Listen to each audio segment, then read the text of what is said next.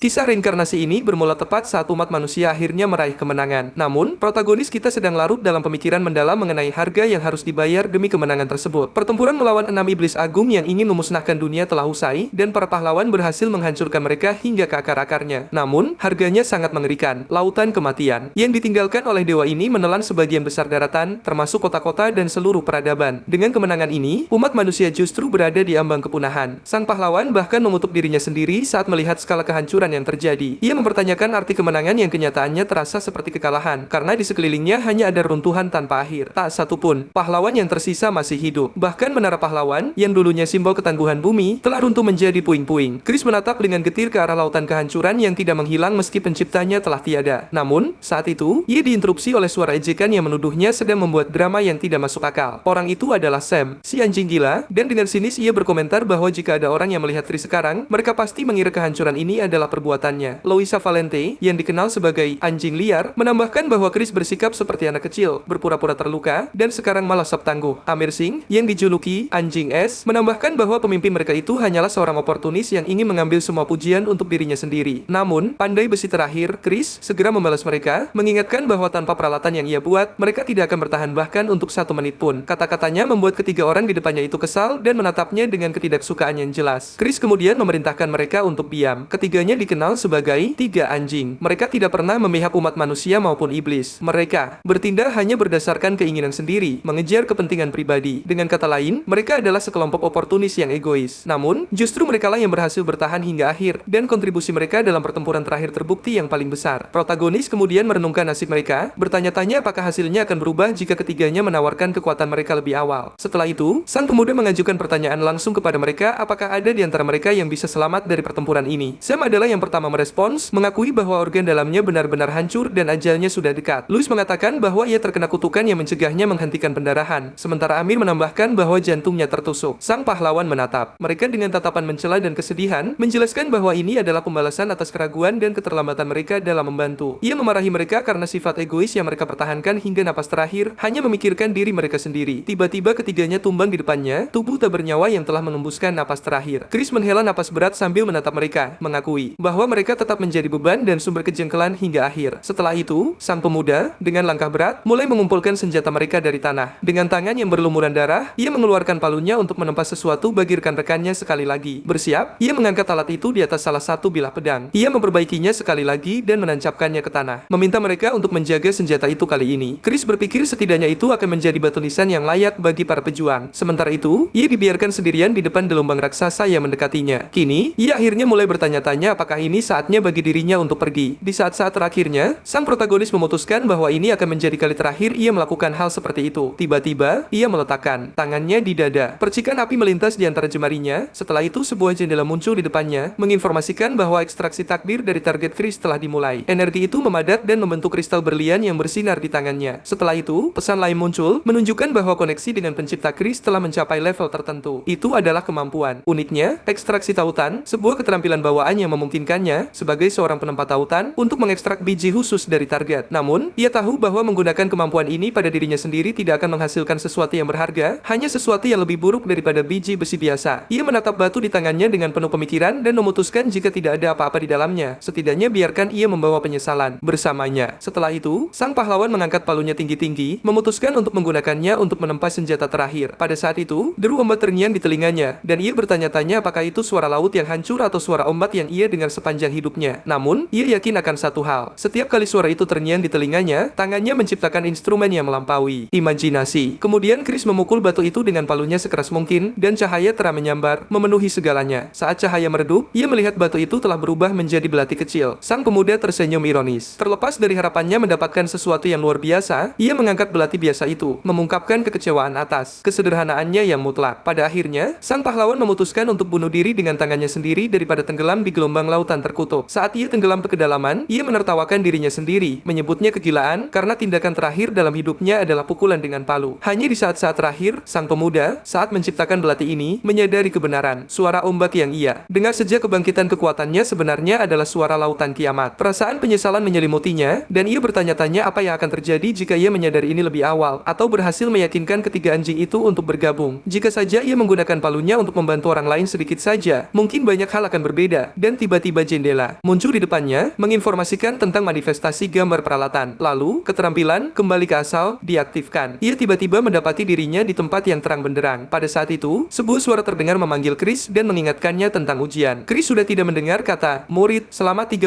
tahun. Jadi penyebutan ujian terasa mengejutkan dan sang protagonis dengan cepat menyatukan potongan-potongan peristiwa. Jika ini adalah peristiwa 31 tahun yang lalu, berarti ia berada di ujian masuk menara Babel. Chris tiba-tiba teringat jendela sistem di mana belati itu ditampilkan dan menyadari bahwa ini adalah perwujudan citra sebelum kematian. Chris bertanya-tanya apakah kembali ke sumbernya benar-benar karena belati itu. Namun segera menerima peringatan dari pengawas. Ia mengancam akan mengeluarkan murid itu jika tidak mengikuti ujian dengan serius, dan Chris dengan linglung mengonfirmasi bahwa ia mengerti. Ia kemudian menatap palu di tangannya dan bergumam pelan, akhirnya menyadari realitas perjalanan waktunya. Sang pemuda mulai bertanya-tanya apakah ia bisa mengubah segalanya jika ia menyadari kemampuannya lebih awal dan mulai menggunakan palu. Namun, hampir seketika, ia menepis pikiran itu dan mencengkeram alatnya dengan erat, menyadari ada sesuatu yang lebih penting. Sekarang, Chris sadar bahwa hanya satu hal yang penting, kebutuhan untuk memanfaatkan kesempatan yang diberikan kepadanya. Chris berjanji pada dirinya sendiri bahwa di kehidupan ini ia akan masuk ke menara Babel dengan cara apapun. Pertemuan dengan ketiga anjing itu seharusnya menjadi titik awal menuju tujuannya. Dengan pikiran itu, sang pahlawan meraih palu dan mulai bekerja dengan keseriusan yang menarik perhatian pengawas. Ia berpikir tentang kepribadian murid yang menarik ini. Keterampilan pandai besinya mencengangkan. Meskipun pukulannya tampak lambat, mereka ritmis dan presisi, menghasilkan suara yang jernih. Hasilnya, pengawas menyimpulkan bahwa tingkat keterampilan pandai besi pemuda ini sangat tinggi. Sementara itu, pekerjaan Chris memukau murid lain yang mulai menebak tingkat keterampilan apa yang telah ia capai. Ketika sang pemuda memegang bilah pedang yang dipoles sempurna dan tanpa cacat di tangannya, asisten tidak bisa mempercayai matanya. Sang pemuda memutuskan bahwa murid yang benar-benar luar biasa telah datang ke ujian tahun ini. Pada saat yang sama, pengawas yakin bahwa jika ia menyerahkan karya ini dalam bentuk ini, ia akan segera lulus ujian. Namun, ia kemudian terkejut melihat Chris mengangkat palunya tinggi ke udara, berniat menghancurkan bilah yang baru saja ditempa. Detik berikutnya, bilah itu hancur berkeping-keping, membuat pengawas dan asistennya terkejut. Sang pahlawan sendiri memahami seberapa jauh dirinya dari kesempurnaan. Lebih jauh, ia percaya tidak dapat diterima bagi seorang pandai besi sejati untuk membayangkan karya seperti itu. Saat ini, asisten Han berteriak keras, menyatakan bahwa menghancurkan senjata di depan Master adalah ejekan terhadap ujian. Namun, Chris mengabaikannya dan berbicara langsung kepada pengawas, mengatakan bahwa ia ingin menempa ulang dari awal. Asisten mencoba mengintervensi lagi, tapi pengawas dengan tenang memotongnya. Ia memerintahkannya untuk membawakan bahan yang tersisa bagi sang murid, yang menyebabkan kejutan jelas pada Han. Melayangkan tatapan tajam pada asisten. Pria itu bertanya apakah ia telah melanggar aturan, atau apakah ia harus mengambil bahan itu sendiri. Asisten yang marah menjawab negatif dan bergegas menjalankan perintah. Sementara itu, pengawas mengalihkan pembicaraan kepada sang pemuda dan mengingatkannya bahwa hanya ada 40 menit tersisa hingga akhir ujian. Sang pahlawan mengonfirmasi bahwa ia tahu. Pengawas kemudian bertanya, apakah ia masih berpikir itu keputusan yang tepat untuk menghancurkan karyanya? Awalnya, sang pahlawan berpikir melihat serpihan senjata yang ia buat. Namun, Chris dengan tegas menjawab bahwa ia tidak bisa menyerahkan produk dengan level seperti itu. Mendengar ini, pengawas tersenyum setuju dan menyarankannya untuk melakukan yang terbaik. Namun, sang protagonis menyadari bahwa mencapai keterampilan pandai besi sempurna dengan tubuhnya saat ini akan sangat sulit. Ia kekurangan mana, kekuatan, dan bahkan waktu. Karena itu, ia harus memilih jalur optimal. Tiba-tiba, salah satu murid mendengar suara aneh dari Chris. Ia melihatnya menuangkan mana ke dalam batu pemantik dan berseru, memperingatkannya bahwa batu itu akan meledak saat dinyalakan. Namun, sang pahlawan tidak memerhatikan peringatan itu. Sebaliknya, ia membelah potongan batu dan melemparkannya langsung ke api, menyebabkan kepanikan di antara murid-murid yang mengira ia sudah gila. Detik berikutnya, nyala api menyembur dari tempaannya, berkilauan dengan berbagai warna. Kekacauan pecah di bengkel dan murid mulai berteriak mencari pemadam api. Asisten Han bergegas menuju pengawas, namun pria itu dengan tenang menghentikannya, mencatat bahwa ia tidak boleh menyerah pada kepanikan. Ia kemudian memerintahkan asistennya untuk mengamati aliran api dengan hati-hati, meskipun ia tampak bingung dengan instruksi ini. Itu adalah teknik iblis api 5 warna, nyala api suhu tinggi yang ditingkatkan oleh resonansi 5 batu pemantik. Meskipun teknik ini membutuhkan kontrol mana yang sangat presisi, itu dianggap metode yang efektif. Itu memungkinkan seseorang untuk bekerja bahkan dengan cadangan minimal, dan Chris menguasainya dengan sempurna. Murid lain tertegun, tidak mengerti mengapa tempaan belum meledak, tapi segera melihat sesuatu yang lebih aneh. Di bawah pengaruh nyala api warna-warni, warna paduan besi itu sendiri mulai berubah. Kemudian pengawas menyadari rencana Chris. Ia telah menyingkronkan batu pemantik untuk meningkatkan panas dan mengubah sifat logam. Akhirnya, pengawas menyimpulkan bahwa metode ini akan secara signifikan mengurangi waktu penempaan, tapi ia tetap skeptis. Hanya ada 30 menit tersisa hingga akhir ujian, dan waktu terus berjalan. Meskipun pekerjaan murid sebelumnya sangat baik, pengawas merasa itu tidak cukup untuk menyelesaikan semuanya tepat waktu. Namun, Chris terus bekerja dengan konsentrasi penuh. Mengabaikan keraguan orang-orang di sekitarnya, ia memukul logam panas, membentuk bilah. Ia menempa tepat di api warna-warni. Chris terus mengawasi proses untuk memastikan semuanya dilakukan dengan benar, dan sejauh ini semuanya berjalan sesuai rencana. Kemudian, ia terus memukul membilah dengan palu. Tiba-tiba lapisan pelindung menghilang dari tangannya saat persediaan mananya habis. Ini mengecewakan Chris, membuatnya merasa lemah di tubuhnya sendiri. Kemudian sang karakter utama memutuskan bahwa ia akan mulai berlatih segera setelah akhir tes. Namun, ia tidak mengizinkan dirinya membuang sedetik pun. Ia terus memukul dengan palu sekuat tenaga, mendorong tubuhnya hingga batas untuk menyelesaikan pekerjaan. Sementara itu, waktu terus terbang. Awalnya, ada 10 menit tersisa, lalu 3, dan akhirnya hanya 1 menit. Pada saat terakhir, sang pemuda selesai memoles bila tepat saat akhir ujian diumumkan. Ia bernapas berat karena kelelahan, dan lengannya bergetar karena kelelahan otot. Pesan muncul di depannya tentang penyelesaian penciptaan bilah api 5 warna serta mendapatkan keterampilan Master Api. Hasil menunjukkan bahwa peringkat pedang itu tinggi dan itu adalah bilah yang diukir dengan 5 api yang berinteraksi dengan mana. Murid lain tidak bisa mempercayai apa yang mereka dengar dan salah satu dari mereka yang terkejut bertanya lagi apakah peringkat senjata itu benar-benar tinggi. Chris kemudian menyarankan agar asisten Han memeriksa jendela informasi untuk mengonfirmasi detailnya, yang membuatnya semakin kagum. Pada saat itu, asisten berteriak keras karena terkejut. Namun, pengawas segera menegurnya karena berteriak. Setelah itu, ia meminta maaf dengan malu-malu. Kemudian, di kantor, Profesor Charles, pengawas bertemu dengan karakter utama. Ia bertanya apakah ia menganggap pedang itu layak untuk diserahkan kali ini. Chris menjawab dengan keraguan untuk saat ini. Charles menyadari bahwa sang pemuda masih tidak sepenuhnya puas dengan pekerjaannya. Kemudian pria itu memutuskan untuk berbicara jujur. Ia mengatakan bahwa tempat ini tidak akan mampu sepenuhnya mengungkap bakatnya, menyarankannya untuk menarik aplikasinya. Ia menjelaskan bahwa Menara Babel memiliki reputasi hebat, tapi departemen penempaan belum mencapai hasil signifikan untuk waktu yang lama. Ini adalah informasi yang sudah diketahui sang pahlawan. Chris tahu dari masa depan bahwa dalam 8 tahun departemen ini akan tutup karena penurunan level. Di masa depan, lembaga pendidikan terbaik untuk pandai besi adalah Akademi Vulcan. Namun, sang pemuda memotong pikiran pengawas yang baru saja akan menyebut Vulcan dan menyatakan bahwa ia salah. Sang pahlawan mengatakan dengan keyakinan penuh bahwa bukan Vulcan yang akan menjadi yang terbaik, tapi Babel, karena dialah yang akan belajar di sana. Profesor menambahkan bahwa dalam hal itu, ia terlebih dahulu harus menjamin posisi pertama di fakultas dan bertanya apakah ia percaya diri dengan kemampuannya. Sang protagonis menjawab afirmatif bahwa tentu saja ia percaya diri, menjelaskan bahwa tidak ada yang lebih kuat darinya di antara para murid. Setelah itu, profesor bertanya apakah ia tahu proses pemilihan murid tahun pertama terbaik di Akademi Babel. Chris menjawab bahwa ia tahu bahwa 2 murid teratas di setiap spesialisasi mengikuti ujian tambahan untuk menentukan 1 kandidat. Kemudian dari antara semua kandidat ini, murid tahun pertama terbaik di seluruh departemen dipilih. Akademi Babel umumnya dibagi menjadi 3 area utama, tempur, dukungan, dan teknis. Masing-masing mencakup lusinan spesialisasi yang terjalin dengan satu sama lain seperti akar. Mengenai gelar murid tahun pertama terbaik, itu diberikan kepada orang yang menerima nilai jauh lebih tinggi di semua bidang ini. Setelah itu, profesor memutuskan untuk memberitahunya satu hal terakhir, tidak lagi sebagai guru, tapi sebagai pandai besi yang lebih berpengalaman. Ia mengatakan bahwa bahkan jika ia mengambil posisi pertama di departemen, akan tetap sangat sulit baginya untuk sukses. Di sini sebagai pandai besi, Charles menyarankan sang pahlawan untuk mendaftar ke Akademi Vulcan, menekankan bahwa ini adalah jalur terbaik untuk masa depannya. Chris tersenyum tipis, menyadari bahwa profesor menempatkan masa depan murid di atas posisinya sendiri dan mengenalinya sebagai orang yang layak. Namun, sang pahlawan menjawab bahwa lingkungan tidak penting. Seperti yang sudah ia katakan, Babel yang akan ia masuki akan segera menjadi yang terbaik. Profesor terkekeh pelan, bertanya-tanya dalam hati apakah ia akan menjadi yang terbaik dimanapun ia pergi. Pernyataan ini melampaui keyakinan biasa dan berbatasan dengan kepercayaan diri murni. Setelah itu, ia mengulurkan tangannya untuk berjabat tangan. Charles mengatakan dengan senyum bahwa ia akan sangat senang bekerja berdampingan dengannya. Chris menjabatnya dengan antusias, juga mencatat bahwa ia menantikan kerjasama. Pada saat itu, pesan muncul di depannya tentang penciptaan koneksi dengan Charles dan bahwa level koneksi dengan pencipta telah mencapai level 1. Sang pahlawan kemudian segera memanfaatkan kesempatan itu dan menggunakan ekstraksi koneksi pada Charles. Sepotong logam unik, besi yang diresapi dengan api, muncul di tangannya. Itu adalah bahan kelas atas yang memiliki sifat kayu dan mampu menahan api. Kemudian, di kamarnya, sang pemuda memeriksa karakteristiknya dan merenungkan apa yang telah terjadi. Potongan logam yang ia terima tidak buruk, tapi ukurannya sangat kecil. Kemudian Chris berpikir tentang kemampuannya untuk mengekstrak takbir. Itu adalah keterampilan yang mencerminkan koneksinya ke target dan memungkinkannya mengekstrak mineral yang sebelumnya tidak ada. Namun, masalahnya adalah level koneksi terlalu rendah untuk memanfaatkan kemampuan ini sepenuhnya. Selain itu, statistiknya masih sangat lemah dibandingkan murid tahun pertama Babel lainnya. Chris menghela napas berat, menyadari situasi tidak berjalan baik, tapi ia menganggapnya sebagai harga yang harus dibayar untuk kembali ke masa lalu. Kemudian sang pemuda memutuskan untuk bersabar, menyadari bahwa mengharapkan lebih sekarang akan menjadi serakah. Selain itu, ia masih punya cukup waktu untuk menghancurkan sampah pandemonium, makhluk-makhluk yang mengancam seluruh planet. Bahkan 6 dewa iblis agung yang membawa umat manusia ke ambang kepunahan adalah bagian dari rencana mereka. Akhirnya, Chris sampai pada kesimpulan bahwa untuk menghentikan mereka, ia tidak boleh ragu dan harus menggunakan segala cara yang diperlukan. Pada saat yang sama, ia menyadari tidak bisa mengambil risiko melupakan ingatannya tentang peristiwa masa depan utama yang bisa memudar seiring waktu. Meskipun tujuannya sudah jelas, Chris tahu bahwa langkah pertama rencana memasuki Akademi Babel sudah selesai. Kemudian, sang pahlawan tiba-tiba melihat notifikasi komunikasi. Level koneksi Chris mencapai level 1, dan ia memiliki keterampilan baru, jejak takdir. Seminggu kemudian, Chris sudah berada di Akademi Bubble. Saat ini, sang pemuda bertanya-tanya apakah ia tersesat lagi. Tapi akhirnya ia menemukan tempat yang tepat, bengkel peleburan nomor 3. Namun, begitu ia membuka pintu untuk menyapa mereka yang hadir, seseorang tiba-tiba memotongnya, menyebut nama lengkapnya. Saat Chris masuk, ia menyadari lawan ujiannya sudah ada di sana. Pria berambut pirang itu menatapnya dengan ketidaksukaan yang jelas dan mencatat bahwa ia terlihat terlalu santai. Ternyata itu Michael Barmouth, wakil dekan Boripa, yang memarahinya, bertanya-tanya apakah ia tidak bisa melihat bahwa semua orang sudah menunggunya. Namun, Profesor Charles dengan tenang mengingatkannya bahwa masih ada 10 menit tersisa sebelum dimulainya ujian tambahan. Namun, wakil dekan dengan tajam membantah, menyatakan bahwa masalahnya bukan tentang waktu, tapi tentang perilaku. Kemudian Chris menyadari bahwa Departemen Penempaan tidak hanya mengalami kesulitan, tapi profesor itu sendiri sedang berkonflik dengan manajemen senior. Baru sekarang sang pemuda menyadari alasan sebenarnya mengapa ia menyarankannya untuk memilih akademi lain. Setelah itu, Chris mencoba menyapa orang lain. Pria berambut pirang yang duduk di sebelahnya menatapnya dengan penuh perhatian, tapi sama sekali tidak ramah. Saat Chris mencoba berbicara dengannya, kata-katanya tiba-tiba terputus saat ia diam-diam memalingkan wajah. Ini menyebabkan kebingungan bagi sang pahlawan karena tidak ada yang memperlakukannya seperti itu untuk waktu yang lama. Pada saat itu, pintu terbuka lagi dan seorang gadis masuk ke dalam, bertanya apakah semua orang sudah ada di sana. Karakter utama dan pria berambut pirang yang berdiri di sebelahnya segera memerhatikannya. Michael Barmouth menyambutnya sebagai dekan dan berkomentar bahwa ia bertanya-tanya kapan ia akan tiba. Namun, keterkejutan Chris ternyata jauh lebih kuat. Masalahnya, ia mengenali wanita ini. Itu adalah Rebecca, dekan Akademi Borcipa di Bubble. Wanita itu duduk dan meminta maaf karena terlambat. Pada saat ini, sang pemuda mengalami kejutan nyata dan bertanya-tanya mengapa ia ada di sini. Ia tahu ia pernah bekerja di Bubble untuk beberapa waktu. Namun, Chris tidak pernah menduga bahwa ia akan menjadi dekan. Rebecca adalah pahlawan peringkat S yang dikenal sebagai pemakan senjata. Ia memiliki keterampilan unik yang memungkinkannya meningkatkan kekuatannya dengan menyerap senjata. Di kehidupan masa lalu, ia adalah klien tetapnya yang bekerja sama dengannya untuk waktu yang lama. Namun, ingatan paling jelas tentangnya bagi sang pahlawan tetap satu adegan tragis di tengah hujan. Pada titik ini, Rebecca berada di ambang kematian dan dengan menyesal, mengakui bahwa ia telah menyerap senjatanya. Ingatan menyakitkan ini masih terpatri di benaknya. Chris begitu tenggelam di dalamnya sehingga ia bahkan tidak memerhatikan apa yang terjadi. Namun, suara Profesor Charles membawanya kembali ke realitas. Saat ia memanggil namanya, Chris merespons dengan bingung. Profesor kemudian mengumumkan bahwa ia sekarang akan mulai menjelaskan detail ujian, meminta semua orang untuk mendengarkan dengan saksama. Charles pertama kali mengklarifikasi bahwa total waktu ujian adalah 90 menit. Selama waktu ini, para peserta harus membuat senjata yang dapat digunakan bersama dengan pedang dari ujian sebelumnya. Namun, Profesor kemudian menambahkan kondisi. Peralatan harus ditempa secara eksklusif menggunakan penempaan alkimia. Ia kemudian menunjuk ke arah tumpukan biji yang berbeda. Pria itu mengatakan bahwa peserta memiliki kebebasan penuh dalam memilih bahan. Ia menjelaskan bahwa senjata akan dinilai oleh dekan Rebecca dan wakil dekan Barmouth dan mendesak mereka untuk berusaha sebaik mungkin. Setelah itu, ia mengumumkan dengan isyarat dimulainya ujian. Chris dan saingannya bersiap untuk mulai bekerja. Pada saat ini, protagonis menatap. Chris merapikan celemeknya, merenungkan teknik penempaan alkimia yang diwajibkan dalam ujian ini. Ia harus menggunakan mana murni untuk menciptakan resonansi dengan mana elemen guna mencegahnya lepas kendali. Lawannya kemudian mengejek dengan nada menghina, bertanya apakah cadangan mana Chris akan bertambah jika ia hanya terus menatap bahan-bahan tersebut. Chris pun berbalik dan bertanya apakah pria itu sedang berbicara kepadanya. Sebagai tanggapan, pria itu bertanya dengan sarkastis apakah Chris melihat ada orang lain di sana. Namun, Profesor Charles mengintervensi dan memanggil namanya, Hans Barmouth. Ia memperingatkan Hans untuk menahan diri dari memberikan komentar yang tidak relevan dengan ujian. Chris dengan cepat menghubungkan nama wakil dekan Michael Barmouth dengan nama lawannya tersebut. Kemudian Chris menyadari bahwa pemuda sombong ini sebenarnya adalah putra sang wakil dekan yang menjelaskan kemiripan mencolok di antara mereka. Hans menyadari tatapan Chris dan dengan angkuh mengonfirmasi bahwa ia adalah putra wakil dekan. Dengan bangga akan asal-usulnya, ia menganggap Chris sebagai rakyat jelata dengan garis keturunan terburuk, menduduki peringkat terakhir di antara tahun pertama dalam hal cadangan mana. Pada saat yang sama, ia sendiri berasal dari keluarga Barmouth yang bergengsi, yang terkenal dalam bidang penempaan alkimia. Hans yakin bahwa cadangan mananya sebanding dengan siswa tahun kedua terbaik. Setelah itu, Hans dengan percaya diri mengangkat kristal biru dan menyatakan bahwa hasil ujian telah diputuskan untuk kemenangannya. Sementara itu, Rebecca mengamati bahan-bahan tersebut dan mencatat bahwa itu adalah batu permata dengan kandungan mana yang tinggi dan memiliki atribut air. Charles kemudian menjelaskan bahwa mana air sangat sensitif terhadap api, membuatnya sangat sulit untuk ditempa. Namun, Michael tersenyum penuh percaya diri, mencatat bahwa kesulitan seperti itu adalah hal yang lumrah di masa lalu. Sebagai tanggapan, sang profesor menambahkan bahwa waktu pemrosesan bervariasi tergantung pada sang master dan bijinya, dan dalam situasi ini, dibutuhkan sekitar 30